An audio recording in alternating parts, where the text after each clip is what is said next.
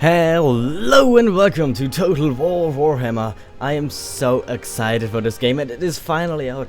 I expected it to be released in around 8 hours from now on, and I'm super surprised that I can already play it. Well, everyone can already play it because it's officially released now. I'm so excited to play. Okay, so a week or so ago I've made a poll where you could vote on which faction I play. Sadly, you weren't really decisive about that. So we have 3 factions to choose from. The Empire with Karl Franz. Von Carstein I can't play because a YouTuber friend of mine forbid me to play him because he wants to play that, and I'm gonna respect his wish. We have Carstein, not Carstein. We have the Empire with Franz. We have the Dwarfs, Angrim Iron Fist, or we have Archon the Ever Chosen. So the Chaos Warriors, I'm going to decide this here because otherwise we won't be able to play anything. They are not directly my play style, but they could be awesome because they have some really nice infantry. Well, not infantry, but really nice units. But I think I'm gonna play as the Dwarves or the Empire. Oh, that's tough.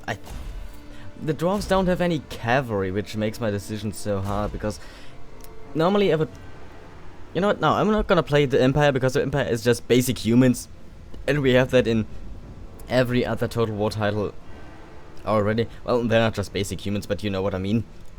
So we're gonna play as the Dwarves. I have no idea how to choose the Lord yet.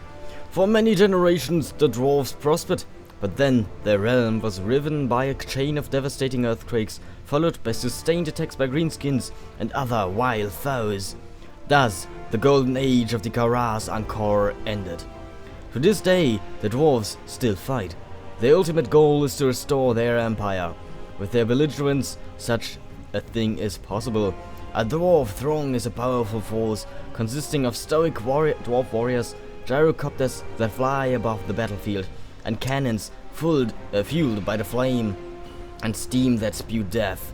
Dwarves do not call upon the winds of magic in the same way as men. To them, magic is a tangible thing, something that can be worked into axes or cannonballs. It is with all these elements, stalwart dwarfish hearts, exceptional armor and weaponry, and the unmatched machines of war, that High King Thorgrim Grudgebearer plans to retake his realm, slaying every last stinking greenskin in his way. Few doubt his resolve, and for the first time in many generations, the Dwarves are truly roused to battle. The Great Reckoning begins.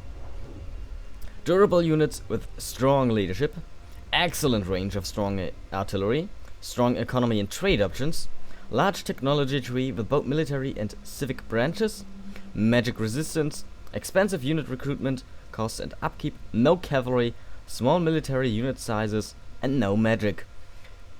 That is our playstyle. Our top tier units are the Iron Drakes, the Slayers, and Gyro Bombers. Our faction mechanics are: we can only capture territory belonging to greenskins or other dwarf factions. We have the Grudges. Enemy actions result in grudge missions, all of which must be settled in order to achieve campaign victory. Use underway. Armies can choose to use the network of underground tunnels to avoid impassable terrain and enemy armies. Our victory conditions are to just hold probably every dwarven hold, and of course defeat the greenskins and push back the Chaos Warriors. And I have to ensure that Archon the Ever Chosen is in a wounded state. So how? I guess I have to continue? Yes, there it is. We are going to enable the introduction because I want to play with them. And we're gonna play as... Okay, so this is interesting. We have additional starting units.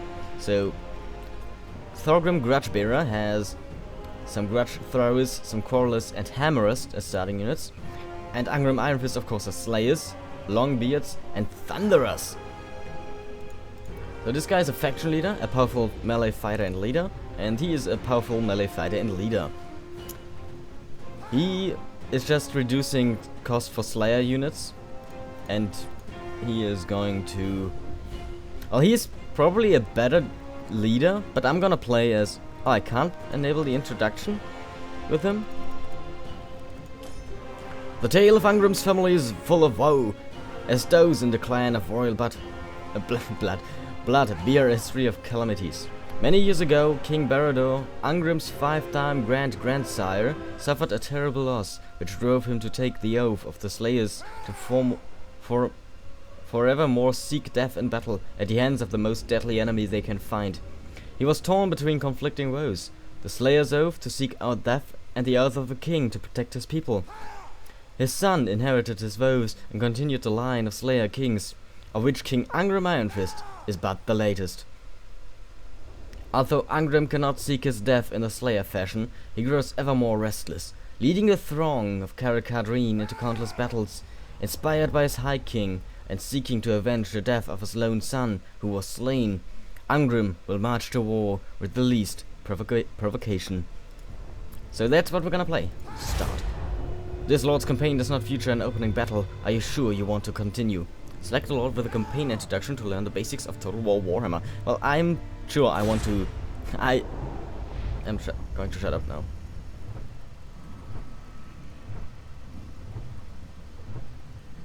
The old world is a crucible of relentless war.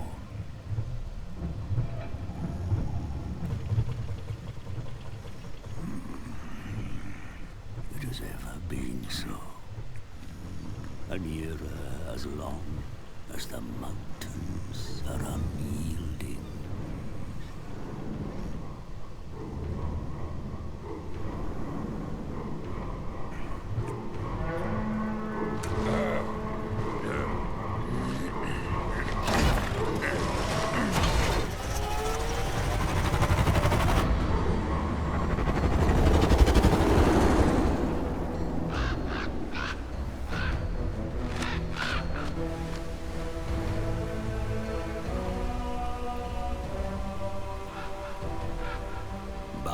As the storms gather again, it presents a chance for the brave to bring about an age of reckoning. I come to the Dwarf High King as a herald of such times, and so I find myself at the King's right hand.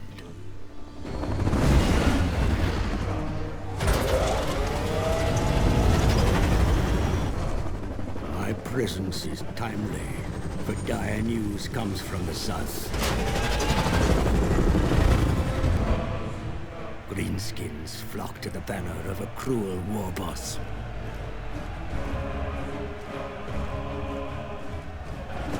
Now, my liege, Thorgrim Grudgebearer, leads a mighty throng from Karazakarak, smashing aside any foes that block our path.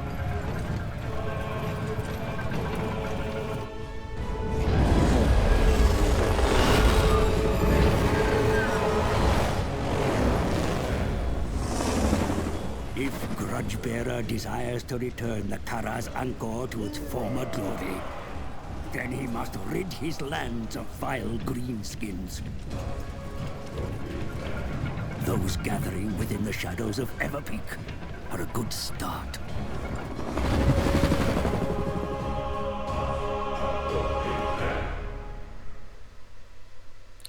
Whew, okay, that was pretty awesome, all things considered. While visiting his liege in Karaz-Akorak, the Slayer King witnessed Thorgrim and his mighty throng vanquished orc and goblin filth that trespassed within sight of Everpeak itself. The greenskins of the bloody spears were vanquished, but many fled into the pillars of Grutni. Another outrage! The two kings agreed that while Thorgrim returned to the dwarf capital to call all the clans, Angrim would make ready for war. So that's why we're playing as Angrim, and not as Thorgrim, because our king is readying the dwarves to flock to his banner while we command his armies. I am okay with that. I will lead the dwarves to victory. But first I have to drink something. It is really warm today.